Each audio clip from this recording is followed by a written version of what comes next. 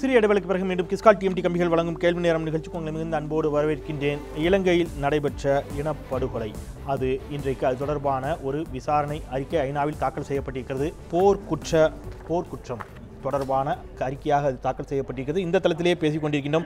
இது இனப்படுகொலை, போர்க்குற்றம் என்ற இந்த இரண்டு வார்த்தைகளுக்கு இடையிலே இருக்கக்கூடிய மிகப்பெரிய முரண்கள் அது என்னவாக கருதப்பட வேண்டும் என்ற தளத்தில் பேசிக் கொண்டிருக்கின்றோம். அடிப்படையில் திருமுராரி, உங்களுடைய ஒரு மூத்த ஊடகவியலாளர், குறிப்பாக இலங்கை தொடர்பான விவகாரங்களை தொடர்ந்து கண்காணித்து வருவோர் அப்படிங்கிற முறையில் இந்த அறிக்கை தொடர்பான உங்களுடைய அடிப்படையிலான பார்வை, இது என்ன மாதிரியான தாக்கங்களையும் விளைவுகளையும் ஏற்படுத்தக்கூடும் நீங்க நினைக்கிறீங்க? Very fair report. For once it has not used the word genocide. Because genocide na படுகொலைனா அதுக்கு நேரோ டெஃபினேஷன் இருக்கு. ஏன்னா 25 வருஷமா அங்கே போர் நடந்துட்டு இருக்கு. 25 வருஷமா நடந்த போர் வந்து எத்னிக் கான்ஃப்ளிக்ட் இங்கிலீஷில் சொல்கிறோம். ஏன்னா சச்சரவு எப்படி வேணால் சொல்லிக்கலாம், தமிழ் எனக்கு சரியாக வரல. அது ஆரம்பத்திலேருந்தே அது வந்து இனப்படுகொலைன்னா உலக நாடுகள்னா என்ன செஞ்சுட்டு இருக்காங்கன்ற கேள்வி வரும். ஃபைனல் பேட்டிலில் வந்து வயலேஷன்ஸ் நடந்திருக்கு, ஹியூமன் ரைட்ஸ் வயலேஷன்ஸ், வார் கிரைம்ஸ் எல்லாமே நடந்திருக்கு. அதை வந்து ஜெனோசைட்னா என்ன சொல்கிறாங்கன்னா, இதில் நடந்தது போஸ்னியாவில் நடந்தது செர்பினிகா மூமெண்ட் அப்படின்னு ஒரு இனத்தை முற்றிலுமாக அழைக்கும் முறையில் நடவடிக்கை இருக்கிறதா வந்து இனப்படுகொலை. அது அங்கே நடந்தது வந்து சிவில் வார், அதில் இறந்திருக்காங்க, நிறைய பேர் இறந்தாங்கிற ஒரே காரணத்துக்காக அது இனப்படுகொலை என்று சொல்ல முடியாது. அதுக்கு டெஃபினேஷன் இருக்குது. அதுதான் வந்து புரியுது. ஆனால் அடிப்படையிலான காரணம் என்பது நான் ஒரு மையப்புள்ளியில் நேரடியாக போய் சுருக்கி கேட்டுறேன். பிரச்சனை என்பது தமிழர்களுக்கு அங்கே சம உரிமை வழங்கப்படுவதில்லை. குறிப்பாக இராணுவத்தில் எல்லாம் இன்னமும் தமிழர்கள் அங்கே அப்போ தமிழர்கள் அங்கே இரண்டாம் தர குடிமக்களாக நடத்தப்படுகிறார்கள், எங்களுக்கு சமமான வாய்ப்புகள் வலிக்கப்படவில்லை அப்படிங்கிற அடிப்படையில் தான் பிரச்சனை ஆரம்பிக்குது. அப்ப பிரச்சனை எங்கன்னா சிங்களர்கள் தமிழர்கள், இதுதான் பிரச்சனையே. அப்ப ஆட்சியில் இருக்கக்கூடியவர்கள் சிங்களர்களாக இருக்கிறார்கள், ராணுவம் சிங்கள ராணுவமாக இருக்கிறது, தாக்குதல் தமிழர்களின் மீது நடத்தப்படுகிறது அப்படிங்கிற பட்சத்தில் உரிமை இல்ல பிரச்சனை. இப்போ ஃபார் எக்ஸாம்பிள் இங்க சாதிய ரீதியான சில முதல்கள் இருக்கும், இந்த சாதிக்கும் அந்த சாதிக்கும் அப்படிங்கிற மாதிரி மத ரீதியிலான சில முதல்கள் அங்கே. இப்ப பிரச்சனையே தமிழர்கள் சிங்களர்கள் என்று சொன்னால் சிங்கள ராணுவத்தினால், தட் மீன்ஸ் சிங்கள அரசு அதனுடைய ராணுவத்தினால் தமிழர்கள் மீதான தாக்குதல் அப்படின்னு பார்த்தா இது ஏன் இனப்படுகொலை தானே அப்படிங்கறதான் கேள்வி. அதுக்கு நீ சிம்பிளிஃபை பண்ணி ரொம்ப சொல்லுங்க. யார் ஆர்ம்ஸ் எடுத்தது, யார் எல்டிடி, அதை சொல்றது தப்பு ரைட்னு சொல்ல. அவங்க வந்து அவங்க ரெசல்யூஷன் எடுத்தாங்க, அதையும் சொல்லியிருக்க அறிக்கை. தமிழர்களை படுகொலை செய்ததில் எல்டிடியினுடைய பங்கும் இருக்கிறதுன்னு சொல்லி அடுத்த கட்டைக்கு போகலாம். அவங்க வந்து சொன்னது வந்து 77 ரெசல்யூஷன்ல ஈழம் தான் ஒரே தீர்னோடனே பிரபாகரன் துவக்க எடுத்து போராட ஆரம்பிச்சு 25 வருஷம் போராடி இல்ல நான் 25 வருஷம் கண்ட்ரிக்கு வந்திருக்கேன், ஒழுங்கே எல்லாம் எனக்கு தெரியும். ப்ளீஸ் இல்ல ப்ளீஸ் லதன், நான் மீண்டும் வரேன், நிச்சயமா உங்களுக்கு வரேன் லதன், சொல்லுங்க. உங்க எல்லா கிளிநொச்சில இருந்து எல்லா நான் வரேன். 50 வருஷம் இருந்து அவர் போராடி அந்த மக்களுக்காக போராடி அவரோட இறந்து போனவர். நீங்க மாட்டேன் லட்சக்கணக்கான மக்கள் இறந்து விட்டால், இறந்து விட்டா இனப்படுகொலைன்னா அப்புறம் என்ன பண்ணிட்டாருன்னு கேள்வி. அவமரியாதை பண்றீங்க, பிரபாகரனை அவமரியாதை பண்ற மாதிரி இருக்குது. That is the point. ரெண்டாவது வந்து படுகொலைன்னு வந்ததுன்னா ரெண்டு பக்கமும் வந்து எப்படி இருக்க முடியும்? எல்டிடி சைட்லயும் வயலேஷன்ஸ் இருக்கிறாங்க, சிவிலியன் கேஷுவாலிட்டிஸ் எடுத்துக்கோங்க. எல்டிடிலையும் நடந்திருக்கு, ஏன்னா அவங்க போக விடல, தப்பிச்சு போக விடல, லிபர்ட்டி ஆஃப் மூவ்மெண்ட் இல்ல. அதே மாதிரி ஆர்மி சைட்லயும் வந்து வாண்டனா ஷெல்லிங் சிவில் ஏரியாஸ் பண்ணிருக்காங்க. அப்படி இருக்கிற எப்படி இனப்படுகொலைங்கிற क्वेश्चन வரும். இது ஒரு லாஜிக்கலான क्वेश्चन தான். நான் திரு மகாலிங்கம் அவர்கள் நம்மோடு இருக்கிறார்கள், மூத்த ஊடகவியலாளர். அவர் லண்டனில் இருந்து நம்மோடு இணைகிறார். அவருடைய கருத்து இது தொடர்பாக நான் கேட்டுவிட்டு வருகிறேன். திரு மகாலிங்கம் வணக்கம். இந்த அறிக்கை குறித்த ஒரு மூத்த ஊடகவியலாளராக உங்களுடைய பார்வை என்னவாக இருக்கிறது? இந்த அறிக்கை என்ன மாதிரியான தாக்கங்களையும் விளைவுகளையும் ஏற்படுத்தும் நீங்க நம்புறீங்க?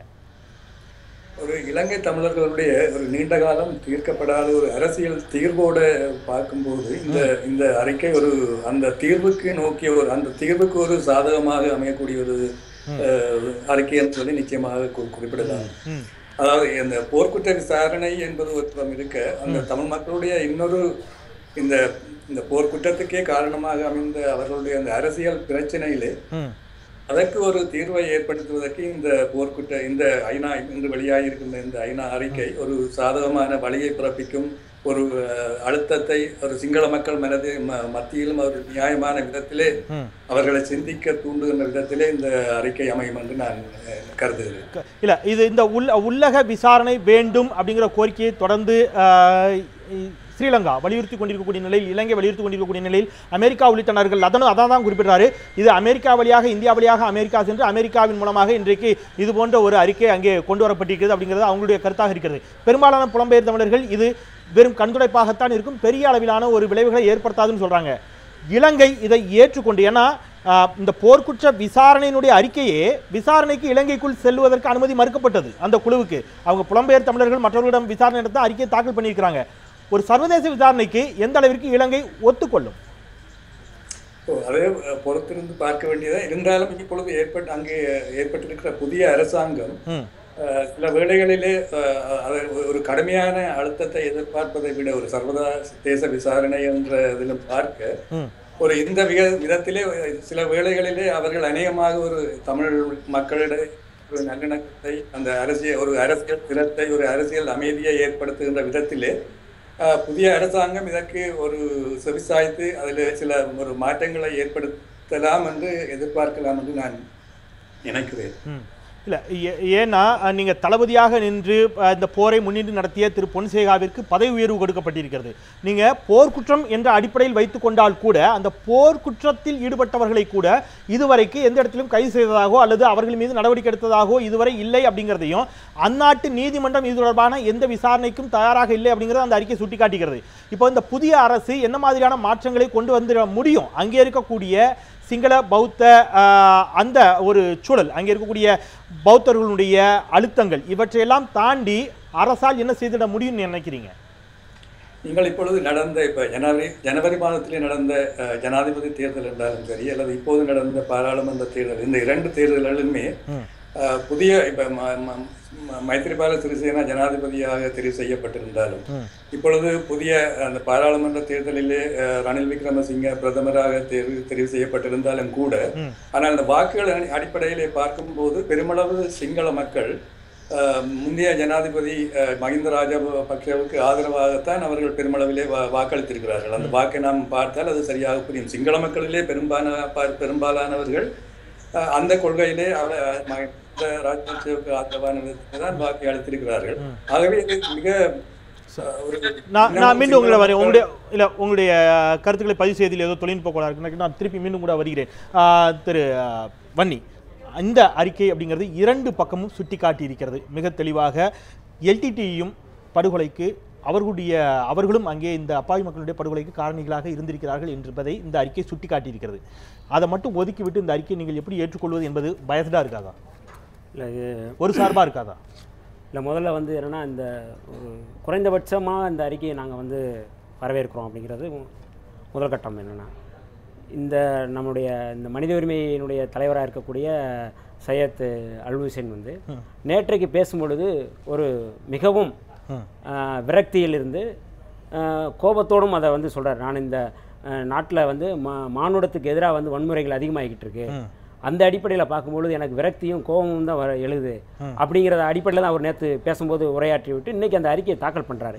ஏன் இது என்னென்னா பல்வேறு இதை சொல்கிறார். தமிழர்களுக்கு எதிரான நடவடிக்கைகளை இலங்கை நிறுத்தி கொள்ள வேண்டும், சர்வதேச நீதிபதிகள் அடங்கிய நீதி விசாரணை தேவை, அங்கே பாலியல் அத்துமீறல்கள் நடந்துள்ளன, போர் நடந்த காலம் நடந்ததே இலங்கையினுடைய 2 காலம். இது எல்லாமே நாங்கள் ஏற்கனவே சொன்னதை இது எல்லாமே நாங்கள் இங்கே இருக்கிற அமைப்புகள், விடுதலை சிறுத்தைகள் போன்ற அமைப்புகள் சொன்ன கோரிக்கைகள் தான். இன்றைக்கி அதை முழுமையாக அவர் சொல்லியிருக்கிறாரு. இதில் ஒரே ஒரு செய்தி என்ன, இப்போ 2002 2012 வரை அவர்கள் அந்த அறிக்கை நீங்கள் முழுமையாக படிக்கும்பொழுது என்னென்னா 1940 அவர் ஆரம்பிக்கிறார். 1940 என்ன நடந்தது, மாற்றங்கள் எப்படி, இப்போ வெள்ளை அரசு எப்படி அங்கே கையளிச்சது எல்லாத்தையும் சொல்லிட்டு எந்த இடத்துல போராளி குழுக்கள் உருவாகுதுங்கிறத வர சொல்கிறார். என்னென்னா சிங்கள அரசு இங்கே தமிழர்களுக்கு சம உரிமை கொடுக்க முடியாத ஒரு ஒடுக்குமுறை சட்டங்களை நியமித்திருக்கிறது. அந்த அடிப்படையில் அவர் சொல்றாரு. நல்ல பிரச்சனை. எல்லாமே இல்ல, நான் டைரக்டா கேட்கிறேன். போராளி குழுக்கள் உருவாவதற்கான நியாயங்களை நீங்கள் சொல்லக்கூடிய நியாயங்கள் நியாயமின்றே கூட ஏற்றுக்கொள்ளப்பட்டாலும் கூட, ஆனால் அவர்களும் கூட அப்பாவி மக்களுடைய படுகொலைக்கு காரணமாகி விட்டார்கள் என்று சொல்லக்கூடிய அறிக்கையை நீங்கள் எப்படி பார்க்கிறீர்கள்? அதை முற்றிலும் மறுக்க முடியுமா? இல்லை, அதுதான் நான் ஆரம்பத்தில் என்ன சொன்னா, இந்த முதல்ல குறைந்தபட்சம் இந்த போர்க்குற்ற விசாரணை அப்படிங்கிறத அங்கே நீங்கள் போர்க்குற்றங்கிறது தான் நீங்கள் இல்லை அதுதான் சொல்கிறேன். நாங்கள் இனப்படுகொலை தான் நடந்தது. இனப்படுகொலை ஜெனோசைடுங்கிறது எதுலேருந்து வந்திருக்கும்? ஜீன்ஸ்லேருந்து வந்திருக்கும், ஜீன்லேருந்து வந்திருக்கு. அங்கே தமிழர்களுடைய ஜீன் அதாவது கருவே அறுக்கணுங்கிறது தான் ஒரு ஒரு மிக மோசமான ஒரு பாதையில் கொண்டு போனது. அது அந்த அடிப்படையில் இது ஜெனோசைடு தான். விடுதலை சிறுத்தைகள் நிலைப்பாடு மட்டுமல்ல, தமிழக அரசுடைய நிலைப்பாடு அப்படி தான் இருக்குது. நான் என்ன சொல்லி முடிச்சிடறேன். என்னென்னா இன்றைக்கி இந்த குறைந்தபட்சம் இந்த போர்க்குற்ற விசாரணையில் அவர் சொல்கிறது, அதாவது அந்த அரசு அந்த இராணுவத்தையே மறுசீரமைக்கணும்னு சொல்கிறாரு. ஒவ்வொரு இராணுவ வீரனையும் மறுசீரமைப்புக்கு உட்படுத்தணும். ஏன்னா பொது அந்த ஐநா சபையினுடைய அமைதி படைக்கு போகும்பொழுது எல்லா நாடுகளிலிருந்து இந்தியாவிலேருந்து போவாங்க, எல்லாம் போவாங்க. அப்போ நாங்களும் கொடுப்போம் அப்படின்னு சொல்லும்போது இவ்வளோ ஒரு மோசமான அதுதான் நீங்கள் சொல்ல வர்றது என்னென்னா, இவங்க இந்த இராணுவமே ஒரு மறுசீரமைப்புக்கு உள்ளாக்கப்பட வேண்டியது தமிழர்களை கொன்றொழித்தது தான் அப்படிங்கறது அதுல சொல்ல வர்றாங்க. அதை நீங்க வந்து இல்ல நான் அதுதான் கேக்குறேன். நீங்க அந்த பாயிண்ட மட்டும் ஒத்துக்கிட்டீங்கன்னா ராணுவ வீரர்களோடு அது நின்று போய்விடும். நீங்க அதுதான் கேக்குறேன். நீங்க அதை ஒத்துக்கிறீங்களா? அல்லது போரை நீங்க ராணுவ வீரர்களை பலி கொடுக்க போறீங்களா அல்லது போருக்கான காரணத்தை தேடி அதை தீர்வு காண போறீங்களா? அல்ல அதுதான் அங்க நான் திருப்பி வரேன்.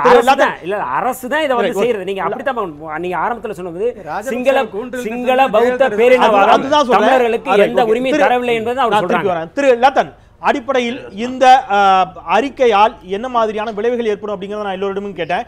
நீங்க இனப்படுகொலை அப்படிங்கிறதுக்கான ஆதாரங்கள் என்ன கொடுக்கப்பட்டிருக்கிறது அவர் சொல்றாரு. இன்னும் முழுமையான ஆதாரங்கள் கிடைக்கல, நாங்க அடுத்த கட்ட விசாரணையில் இருக்கிறோங்கிறாரு. உங்களுடைய வாதம்? இல்ல இதுல வந்து நான் வந்து தயவு செய்து 2 நிமிஷம் திருவணம் வந்து நான் முதல் கதைத்தவர்களை வந்து முரண்பாடுகளை சுட்டி காட்டணும். அவர் ஐயா சொன்னாரு இது ஒரு ஏத்னிக் கான்ஃப்ளிக்ட். ஏத்னிக்ண்டா இனம். அப்போ இனச்சண்டை தான் நடந்தது. வன்னி என்ற ஒரு பிராந்தியத்துக்குள்ளே வந்து 5 லட்சம் மக்களுக்கு மேலே அடைபட்டிருக்க இலங்கை அரசாங்கம் சொல்லுது 1 லட்சம் 1.5 லட்சம் சனம் தான் அதுக்குள்ள இருக்குண்டு. அதுக்குள்ள வந்து மல்டிபேரல் அடிபடுது. அதுக்குள்ள வந்து இருந்த ஒரே ஒரு இனம் வந்து தமிழ் இனம். இதே வந்து சுட்டி காட்டினார் வந்து ஸ்ரேப்ரெனிச்சாவை வந்து 1993ஆம் ஆண்டு நடந்தது. 8000 பேர் படுகொலை செய்யப்பட்டபடியே தான் அது இனப்படுகொலை ஆனது. அப்போ இங்கே வந்து நாங்கள் வந்து 80ல இருந்து 1 லட்சம் மக்கள் வந்து 6 மாத கட்டத்துக்குள்ள வந்து தமிழினம் அழிக்கப்பட்டதை பற்றி நாங்கள் கழிச்சு கொண்டிருக்கிறோம். அதுக்கு பொறுப்பாக இருந்த ரத்கோ மாதவிச் என்றவர் வந்து அங்கே பொஸ்னியாவில் வந்து மறைஞ்சவர். அவருக்கு வந்து குற்ற தண்டனையும் கிடைச்சது. இங்கே ஜெகத் டயாஸ் என்றவருக்கு வந்து இந்த மைத்திரி அரசு வந்து அதிபெரிய இராணுவ பதவி கொடுத்துருக்குது. ஸோ நாங்கள் வந்து இப்போ விடயம் தெரியாமல் கதைக்கிற ஆக்கள் இல்லை.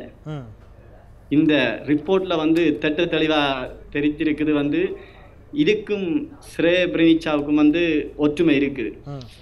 ஏனெண்டா வந்து சர்வதேச அதாவது ரோம் இன்டர்நேஷனல் ஸ்டாட்யூட் சொல்லுது வந்து எப்போ வந்து ஒரு இனப்படுகொலை என்று சொல்றதுக்கு, அதாவது வந்து 5 பேர் ஒரு இனத்தை சேர்ந்து அந்த இனத்தை அழிக்கணும் என்று அந்த 5 பேரை கொண்டா கூட அது இனப்படுகொலைக்குள்ள கொண்டு போகலாம். நோக்கம் இனத்தை அழிப்பதாக இருந்தால் அது இனப்படுகொலை அப்படிங்கிறது சரி. நான் இதுல ரைட் நான் எடுத்துக்கிறேன். அதை விட சரியான முக்கியமான விடயம் வந்து பிறக்க போற பிள்ளைகளை அவையில் அந்த கற்பம் ஆக்காம பண்றதுக்கு ஒரு தடை செய்தால, கற்ப தடை செய்தால அது வந்து ஒரு இனப்படுகொலை. அது வந்து இலங்கையில வன்னியில நடந்தது. இலங்கை இராணுவத்தின் மூலமாக அதுக்கு எங்களிடம் நிறைய ஆதாரங்கள் இருக்குங்களா? நான் ஒரே கேள்வி கேட்கிறேன். இதுல இந்திய அரசு இல்ல ரைட் ஓகே. இப்ப இந்தியா இதில் என்ன, ஏன்னா இன்னைக்கு தமிழக சட்டப்பேரவையில் நிறைவேற்றப்பட்டிருக்கக்கூடிய தீர்மானத்தில் கூட தமிழக முதலமைச்சர் ஒரு விஷயத்தை சுட்டிக்காட்டுறாங்க. ஏற்கனவே கடந்த காலங்களில் இது போன்ற பல விஷயங்களை சுட்டிக்காட்டி நாங்கள் தீர்மானங்களை நிறைவேற்றிருக்கிறோம், ஆனால் கடந்த கால அரசு அதை கருத்தில் எடுத்துக்கொள்ளவில்லை, புறந்தள்ளியது என்ற ஒரு வார்த்தையை சொல்கிறார். இன்றைய அரசாவது செய்யுமா அப்படின்னு கேட்கிறாரு. இந்தியாவிடம் உங்களை போன்ற புலம்பெயர் தமிழர்கள் எதிர்பார்க்கக்கூடிய விஷயம் என்னவாக இருக்கிறது? நான் அதோட உங்க கருத்து இது உங்களுக்கான நிறைவு சுற்று கருத்தாக இருக்கிறது. உங்களுடைய நிறைவு கருத்தையும் சேர்த்து பதிவு பண்ணுங்க. இல்ல நாங்கள் வந்து சர்வதேசத்தை நம்பல. நாங்கள் வந்து எங்களை தமிழ்நாட்டு சகோதரர்களையும் சகோதரிகளையும் தான் நம்புறோம். எங்களை தொப்புள் கொடி உறவு தான் எங்களை கடைசியா காப்பாற்று. நான் நிச்சயமாக சொல்லுகின்றேன், எங்களுடைய தமிழ்நாட்டு உறவுகள் தான் எங்களுடைய விடுதலைக்கும் எங்களுடைய இனப்படுகொலைக்குமான தீர்வை கொண்டு வருவினோம். இதுதான் என்னுடைய கடைசி கருத்து. நன்றி நன்றி நன்றி லதன். தொடர்ந்து உங்களுடைய பணிகளுக்கு மத்தியில் சுவிட்சர்லாந்திலிருந்து எங்களோடு இணைந்தீர்கள், மிக நன்றி. நான் ஒரு சிறிய இடைவேளைக்கு பிறகு தொடர்கிறேன். ஒரு சிறிய இடைவேளைக்கு பிறகு முராரி உங்களிடமிருந்து தொடங்குகிறேன். ஒரு சிறிய இடைவேளைக்கு பிறகு தொடராம். இந்த அறிக்கையின் ஒரு சில வரிகளை மட்டும் சுட்டிக்காட்டி நான் இடைவேளைக்கு செல்கிறேன். Tamil politicians, humanitarian workers and journalists were particularly targeted during certain periods, but ordinary civilians were also among the victims. இதில் தமிழர்கள் அப்படிங்கிற காரணத்திற்காகவே அவர்கள் அங்கே குறிவைக்கப்பட்டார்கள் என்ற ஒரு வரியும் அந்த அறிக்கையில் இடம்பெற்றிருக்கிறது. இது தமிழர்கள் என்ற காரணத்திற்காகவே படுகொலை செய்யப்பட்டார்கள் என்பதை அறிக்கை ஒத்துக்கொண்டால் அது இனப்படுகொலையாகத்தானே இருக்க முடியும் என்பது போன்ற கருத்தை தான் லதன் போன்றவர்கள் சுட்டிக்காட்டுகிறார்கள். பேசலாம் ஒரு சிறிய இடைவேளைக்கு பிறகு.